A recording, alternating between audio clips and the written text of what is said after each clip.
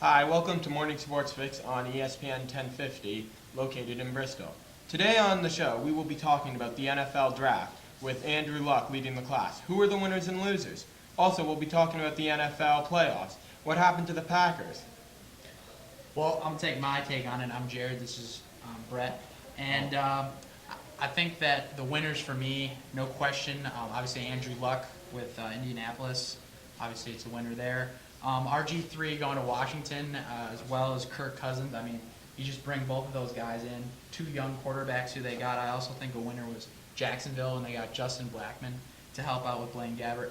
As far as the losers, I think the Dolphins getting Ryan Tannehill, that just wasn't a good pick.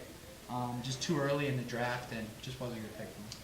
Yeah, I think a lot of teams are having some trouble at quarterback. Obviously, with the Redskins, I think coming out of having very tough seasons with Rex Grossman and John Beck, making the right decision and picking up two elite quarterbacks. Likewise with Miami, I don't think they got the right guy. Ryan Tannehill, 8th pick overall, really could have gone with Kirk Cousins, so I think dropped down way below his draft level and capability. But on the other side, staying with the positives, Cleveland Browns also picked up another great QB in Brandon Weeden late in the first round, along with Trent Richardson 3rd overall. I think that'll certainly help them as they move forward. So definitely a good balance of winners and losers in this draft.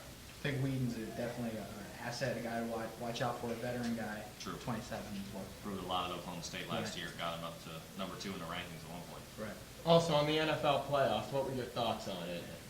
It was a shocking playoffs for me. Obviously, the favorite was the Packers coming in. Right. Best team in the league. You look at the Giants, I think it's a phase in the NFL in the last couple of years. You look at the teams that won the Super Bowl. Packers 2 years ago, Giants last year. Weren't the greatest teams, came in as wild card teams that kind of started to get hot at the end. It just started to trend for them, and they started winning at the end. So it seems like a trend in the NFL to kind of come in as a hot team, not the favorite. And it is interesting because 3 years ago it was the Saints who were the number 1 team coming in and ended up getting there. However, I think the NFL is coming to a point where if you're playing hot, you've got 1 game a week. All you do is just keep preparing for that game, and you prove how to win week after week. Just make the playoffs. We saw it with the LA Kings in the Stanley Cup this year. Same thing happened to them. So we'll see certainly what happens this year. But I think the Giants will definitely have something more to prove this year and become a more dominant team throughout the regular season. Yeah, well, we'll see how the Packers and the Giants do next year. On to the MLB, where they added a second wild card spot this year. So this has made all the division races much closer. What do you think about that, and how do you think that's going to impact the rest of the year? I think it's a great thing for baseball to have 2 wild card teams. I think when you look at how close the teams have been this year, you look at the AL East, the NL Central, a lot of teams, the AL Central, a lot of teams are real close, and it's just making it a lot funner in baseball to watch. We're getting a caller in right now. We're going to call Austin from Chicago. Austin, what's up? Hey, how's it going? Good, how are you? Pretty good. Just thinking about the wild card, do you really think it's fair that 1 game decides the fate of 2 wild card teams? I'll tell you, that's a good question, and Yeah. it's a good question, but I'll answer it like this.